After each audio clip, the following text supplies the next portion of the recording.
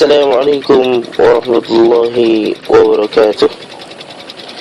Innal hamdalillah nahmaduhu wa nasta'inuhu wa nastaghfiruh wa na'udzu billahi min shururi anfusina wa min sayyiati a'malina.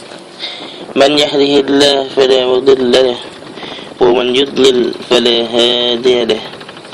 Asyhadu an la ilaha illallah wa asyhadu anna Muhammadan abduhu wa rasuluh. La nabiyya wa la rasula ba'da. Amma ba'd. Kaum muslimin yang dimuliakan oleh Allah Subhanahu wa ta'ala,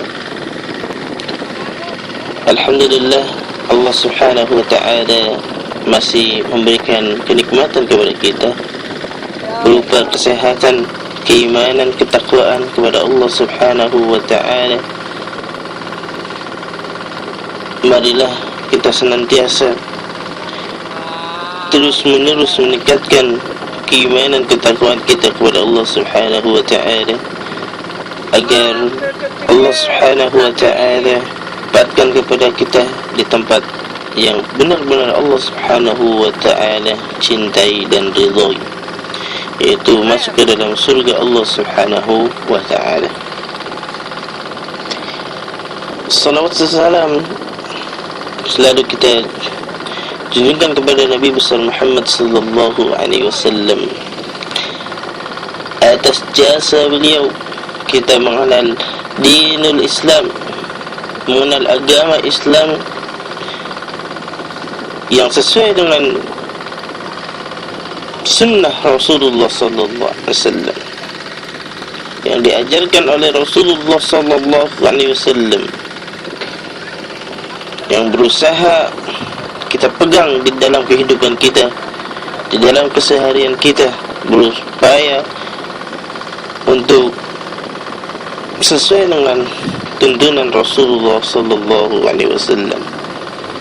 Kaum muslimin yang dimuliakan Allah Subhanahu wa ta'ala,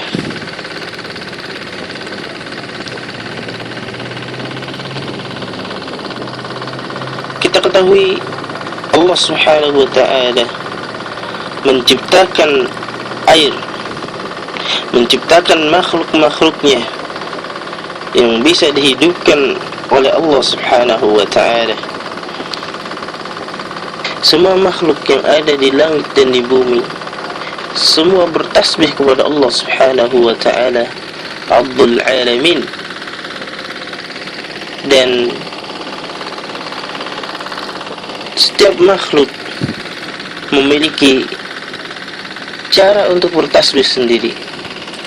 Setiap hari, bahkan setiap waktu, setiap saat mereka bertasbih kepada Allah Subhanahu wa ta'ala. Dan manusia yang mau bertasbih adalah orang-orang muslimin yang mau meletakkan dahinya di tempat yang rendah untuk bersujud kepada Allah Subhanahu wa ta'ala, kepada pencipta kita, kepada yang berhak disembah, itu Allah Subhanahu wa ta'ala. Tidak ada sesembahan yang berhak disembah kecuali Allah Subhanahu wa ta'ala. Dan dialah Allah Subhanahu wa ta'ala yang selalu kita sembah, selalu kita minta kepada Allah Subhanahu wa ta'ala. Tidak ada permintaan pada selain Allah Subhanahu wa ta'ala. Jamaah sekalian yang dimuliakan oleh Allah Subhanahu wa ta'ala, ketika kita memiliki banyak masalah yang menghimpit dada kita, maka bersegeralah untuk menghadap Allah Subhanahu wa ta'ala.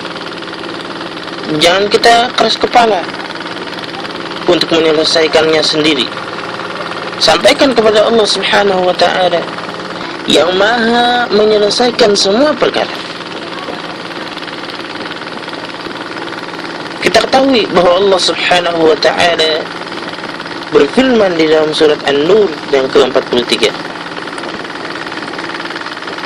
Alam tara anna Allah zi sahaban thumma yu'allifu bainahu ja'aluhu rukaman fataral wadqa yakhruju min khilalihi wa yunazzilu minas samaa'i min jibalin fiha min ba'din fayusibu bihi man yasha wa yasrifuhu amman yasha yakadu sana barqihi yadhhabu bil absar.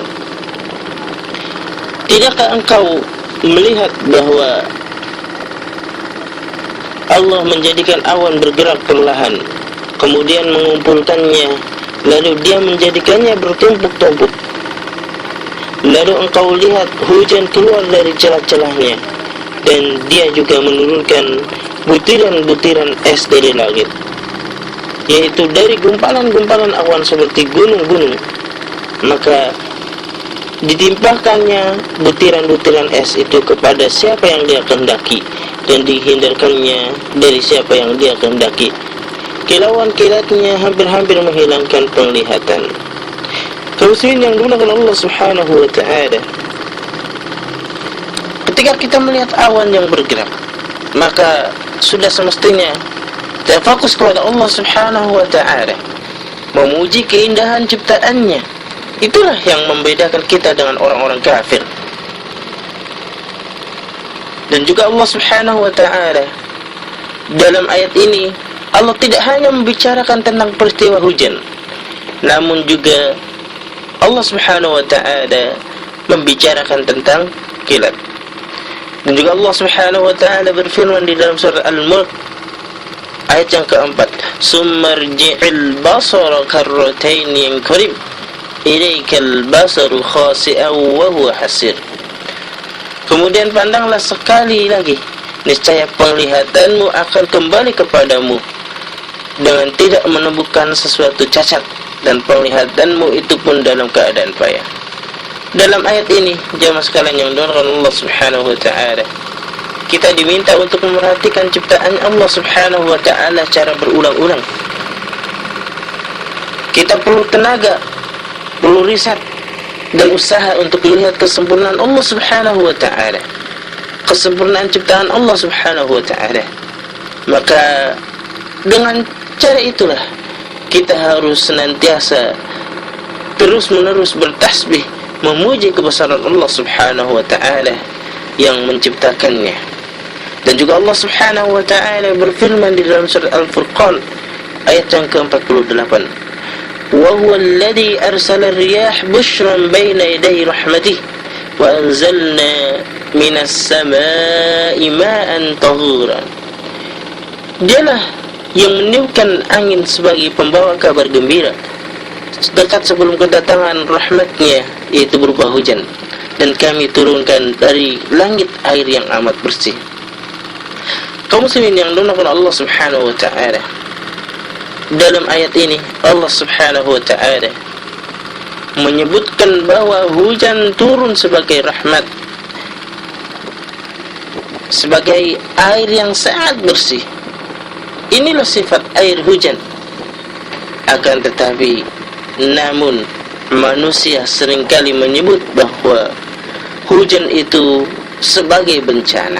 Ya kaum muslimin yang dimuliakan Allah Subhanahu wa ta'ala, yang membawa bencana bukanlah air hujannya, melainkan tindakan manusia yang melampaui batas, sehingga membuat keseimbangan alam terganggu, yang mengakibatkan ketika hujan turun terjadi bencana banjir. Itulah manusia yang mereka tidak bertanggung jawab atas perbuatan mereka. Mereka mementingkan diri mereka sendiri, bukan mementingkan kemaslahatan orang lain. Allah Subhanahu wa ta'ala berfirman di dalam surah Al-Anfal ayat yang ke-11, id yughashshikumun nu'asa amatan minhu wa yunazzilu 'alaykum minas samaa'i ma'an liyutahhirakum bihi wa yudhhiba 'ankum rizza syaitan wa liyarbita 'ala qulubikum wa yuthabbita bihil aqdam. Ingatlah ketika Allah menjadikan kamu mengantuk sebagai suatu penentraman daripadanya, dan Allah menurunkan kepadamu hujan dari langit untuk mensucikan kamu. Dengan hujan itu, dan Allah Subhanahu wa ta'ala menurunkan kepadamu hujan dari langit untuk mensucikan kamu dengan hujan itu. dan menghilangkan dari gangguan-gangguan syaitan, dan untuk menguatkan hatimu dan memperteguh dengannya telapak kakimu. Kaum muslimin yang dimuliakan Allah Subhanahu wa taala, sudah jelas Allah Subhanahu wa taala menurunkan kepada kita hujan dari langit untuk mensucikan kita, bahkan untuk menghilangkan gangguan-gangguan dari syaitan dan untuk menguatkan hati kita, memperteguh telapak kaki kita. Akan tetapi manusia-manusia yang tidak bertanggung jawab, mereka terhadap tindakannya, terhadap perbuatannya, tidak mementingkan untuk yang lainnya. Kita sudah jelas dalam ayat tadi menjelaskan bahwa fungsi hujan untuk mensucikan, untuk membersihkan. Hal ini kita ketahui zaman Nabi Muhammad sallallahu alaihi wasallam ketika perang Badr. Pasukan kaum muslimin hanya sekitar 300 orang, sedangkan lawannya ada sekitar 1000 orang. Dan Rasulullah SAW meminta pertolongan kepada Allah Subhanahu wa taala. Kemudian Allah Subhanahu wa taala memberikan kekuatan dan ketenangan, yaitu dengan menurunkan air hujan, dengan diberikan rasa kantuk, kemudian diturunkan hujan, sehingga dengan turunnya hujan tersebut bisa digunakan untuk membersihkan diri. Itulah air hujan, bisa mensucikan, membersihkan, dan memperteguh, menguatkan hati kita, hati kaum muslimin. Oleh karena itu kaum muslimin yang dimuliakan Allah Subhanahu wa taala, janganlah kita mengatakan air hujan itu sebagai bencana banjir. Itulah orang-orang yang mementingkan dirinya sendiri, orang-orang yang ketika itu lalai, tidak dekat dengan tuntunan Rasulullah sallallahu alaihi wasallam, tidak dekat dengan Allah Subhanahu wa taala, yang seharusnya dengan adanya air kita bisa memanfaatkan semaksimal mungkin. Dengan adanya air kita bersama-sama menghidupkan tumbuhan dan hewan. Dengan adanya air kita bisa memperindah tempat-tempat. Dengan adanya air kita bisa memanfaatkan untuk penerangan. Dengan adanya air kita bisa menyuburkan tanaman-tanaman. Dengan adanya air kita bisa minum sepuasnya. Mungkin yang dimuliakan Allah Subhanahu wa taala, marilah kita senantiasa menggunakan, memanfaatkan apa yang diciptakan oleh Allah Subhanahu wa taala dengan sebenar-benarnya.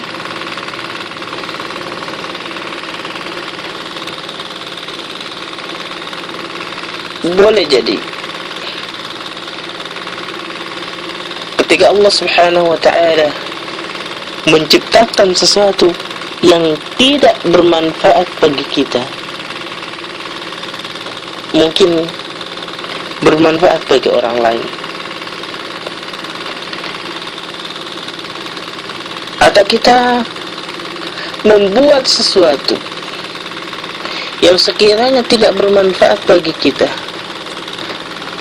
atau yang sekiranya bermanfaat bagi kaum muslimin yang lainnya, maka disitulah kita akan mendapatkan pahala yang terus mengalir, karena mereka menggunakan apa yang kita buat tersebut. Kaum muslimin yang dimuliakan Allah Subhanahu wa taala, mudah-mudahan kita termasuk orang-orang yang bisa memanfaatkan ciptaan Allah Subhanahu wa taala dengan semaksimal mungkin, Subhanakallahumma wa bihamdika asyhadu an la ilaha illa anta astaghfiruka wa atubu ilaik. Assalamualaikum warahmatullahi wabarakatuh.